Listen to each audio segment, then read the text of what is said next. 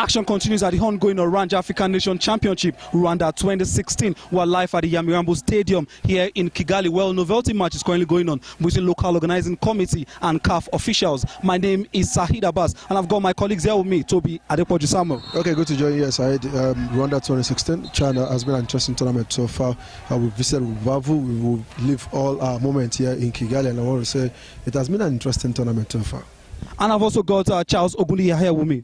Yeah, Saeed, it has been an interesting tournament for me here in Rwanda. I've been to Rubavu, like Toby have said, and despite Nigeria being out of the competition, we are still enjoying ourselves here in Kigali. And hopefully by Sunday, the best team will win the tournament. Okay, Charles, let me stick with you. We came to this tournament as tournament favorites.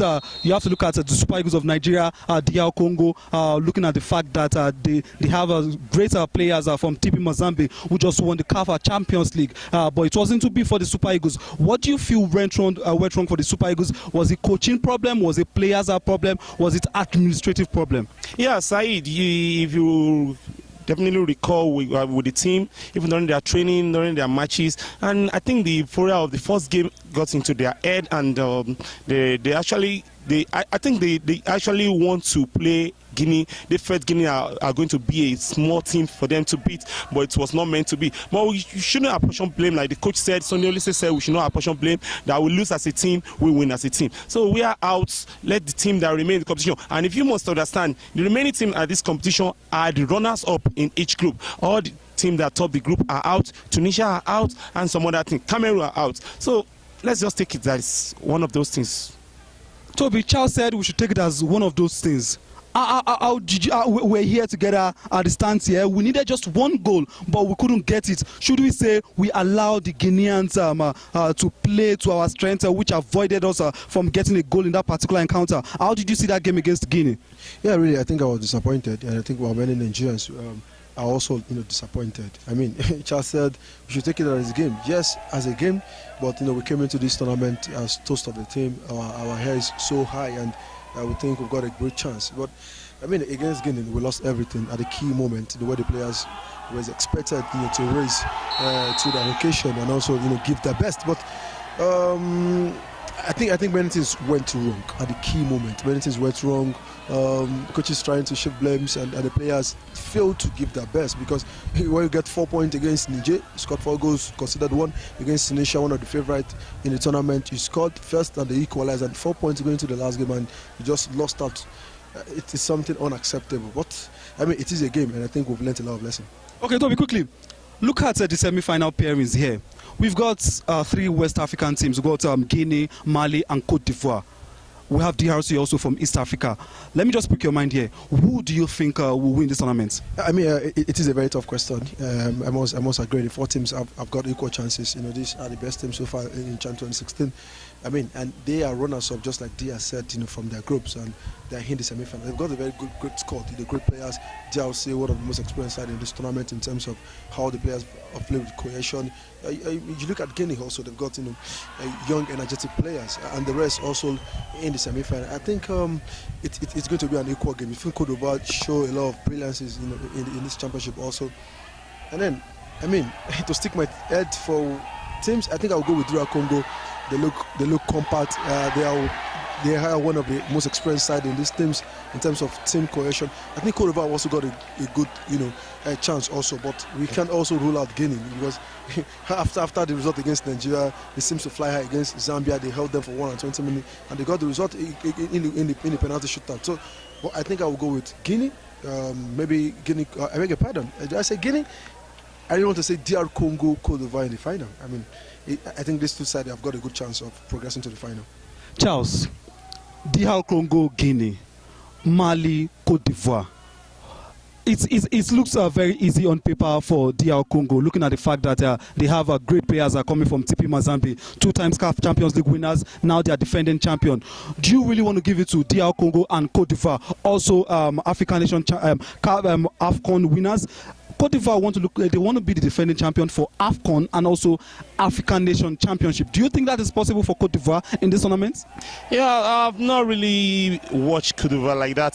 But seriously, if you look at their game in the semi-final, they actually won 3-0 at during the extra time. It's not something you can really boast of because the other team gave them the run for their money and they won. Fine, they won 3-0. But DRC Congo, I watched their game against Rwanda and it was a massive victory for them because they actually play with experience. Most of the players play to instruction if I will have to go with what the coach said after the game, and they really play very well. I see DRC Congo getting to the final and maybe Mali beating Cote d'Ivoire. I'm sticking my neck out for Mali because that Malian team, they are a very good side. They play well. They are compact. They play as a team. And the most important thing is when you play as a team, you will get the victory. It's only when you try to play individually as individual player, that's when you might not get the result. But when you play together as a team against any opponent, you play the ball on the floor, you might likely get a victory. Mali, I stick my neck for Mali to get to the final.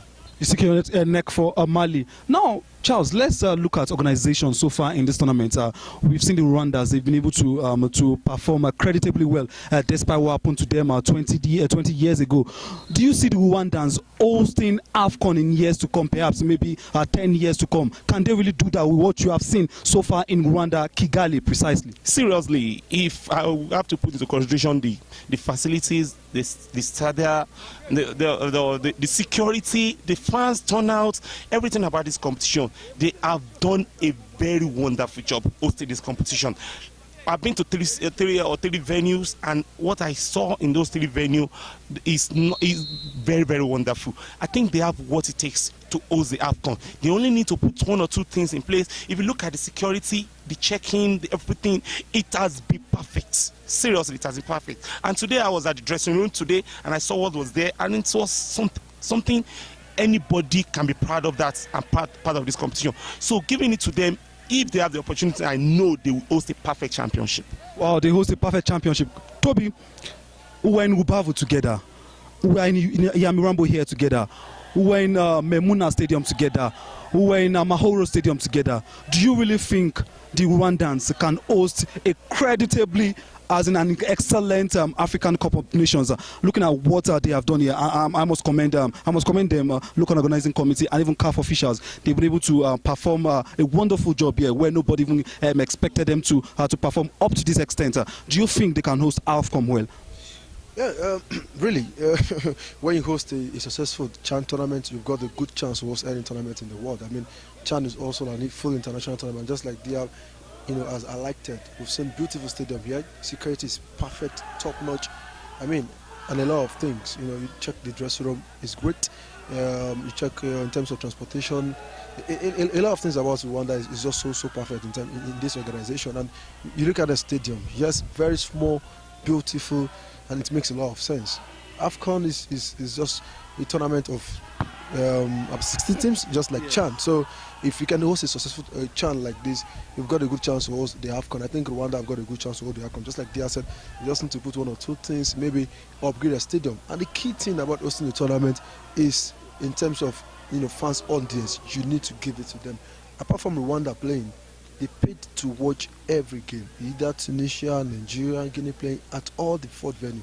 They paid to watch the league. It shows how they had passion for football. They had passion for African football. And when you got the audience, that's good market for CAF. So I think I will be thinking of bringing AFCON down to Rwanda in years to come. Okay, in years to come. Now, Toby, talking about us now, the journalists, we had a novelty match today, just before the game between local organizing committee and CAF officials.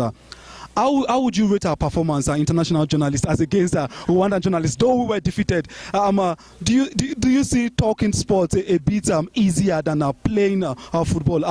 What's your response to that? Oh, really? I think both job is difficult. Both job is something you need to put all your strength to achieve success in there. As a sport analyst, as a writer, you need to go extreme minds to get stories. And as a footballer, you need to be fit. You need to play football.